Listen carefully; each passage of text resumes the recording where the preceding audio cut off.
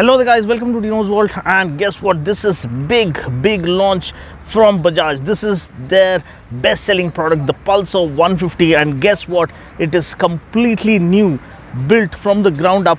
And what are the changes? Because this is going to define the direction in which they are headed.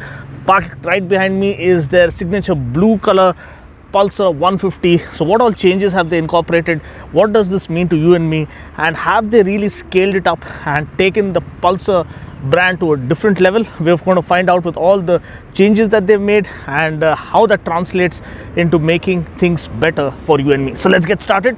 So first up, as you can see, the blue color Pulsar. I parked two of them, one next to the other. This is the blue color one. This is the black color one. You have another black shade right over here. So what's the difference between this and that?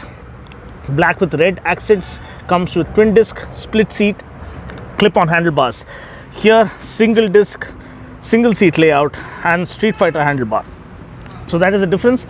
And this is the red color variant. If you want to have a quick look, you have another gentleman here who's doing his racing. Hi, what's up guys? Are you live? Yeah.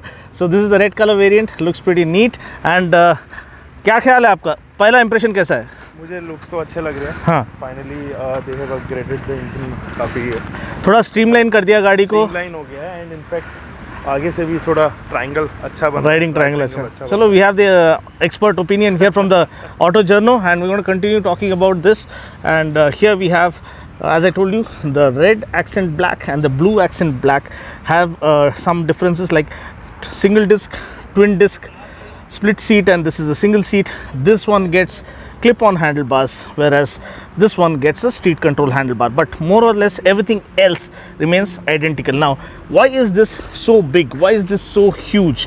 Because believe it or not, this bike is 10 kgs lighter than the outgoing model.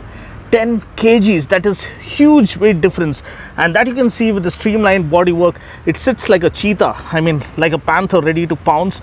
So it's streamlined. You have the dual layer layout, just like we've seen on the N160 and the F250, or the N160 or the N250.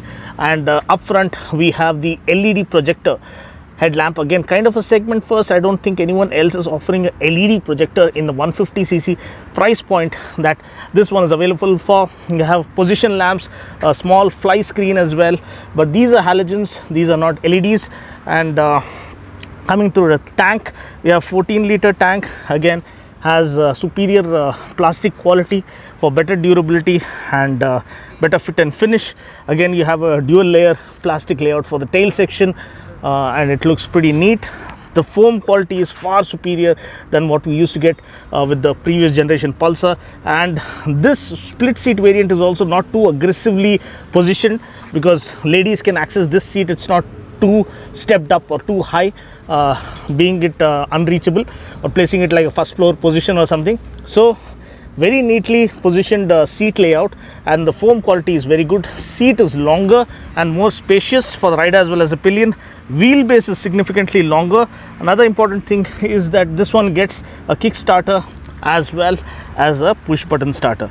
Then you have the infinity display, which everyone has loved, the seamless bezel-less display.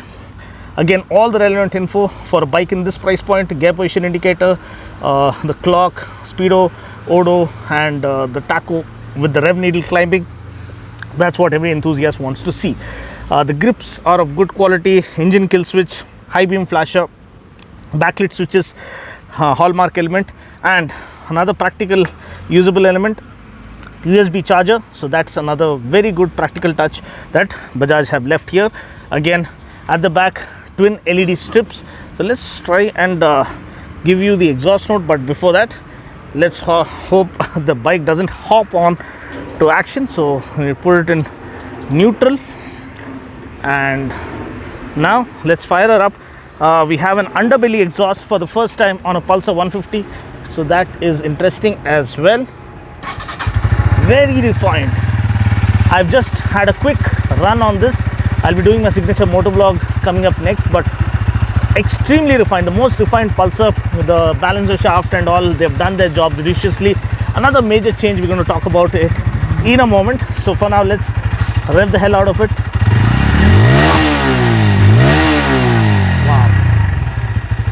So that's really interesting. So the sporty touch that Pulsar is known for, it is in there, lying in there, the sporty DNA.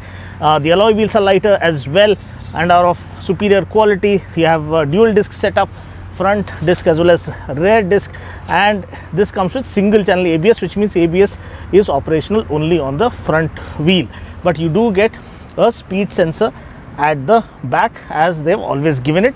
And now another difference between this variant and that variant, this is the single disc variant. As you can see here, you have just a speed sensor, you don't have a disc at the back, so that is something you need to note. So this one, single disc variant and the dual disc variant, another difference is you get a 110 section tire right over here, and here I believe you get a 100 section tire. Yeah, if you can notice the tire, yeah, 100 by 90 tire. So even the tires are slimmer on the single disc variant. So another major improvement in this Pulsar is the inclusion of Monoshock for the first time. They've introduced a Monoshock in the Pulsar 150 for the first time, so that's a big inclusion. So that, people say, not only translates to better, flickability, better handling and better stability, but also they say it adds on to better comfort. I mean, people have ridden bikes with Monoshock, and they have said they have had lesser back pain when they have ridden bikes with Monoshock. That is a big statement.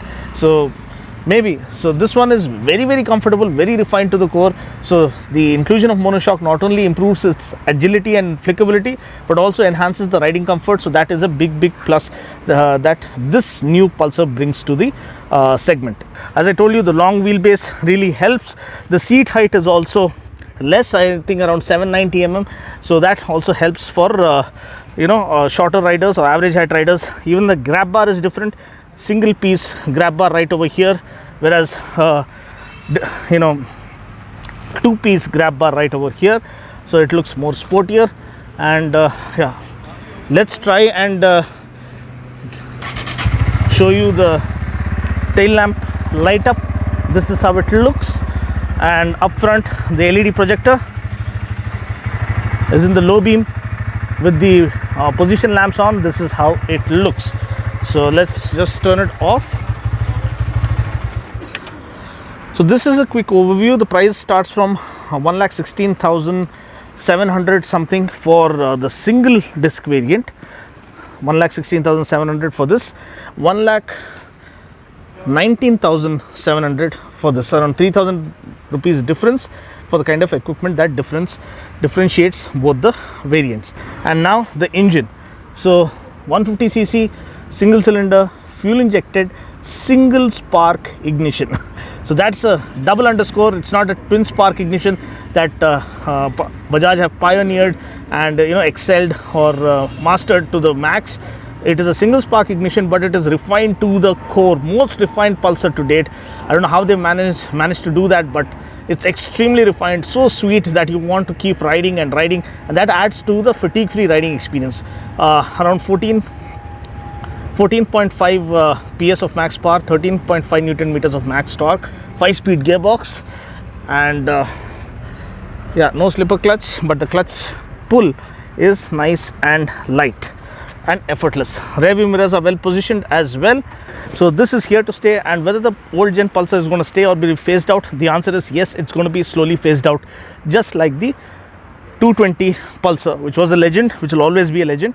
But even this Pulsar 150 will be a legendary motorcycle. But now times have changed, norms have changed, and people's expectations have changed. So this is the new game that is here to up the ante and set new standard. And believe me, you have to ride it to believe it. It is extremely pleasing and satisfying to ride, and one of the finest handling motorcycles, one of the finest, most refined motorcycles in that price point. And yes, of course, kitna deti hai? Mileage is most important thing, and the mileage is around 49 kmpl. Yeah, 49 kmpl is the claim.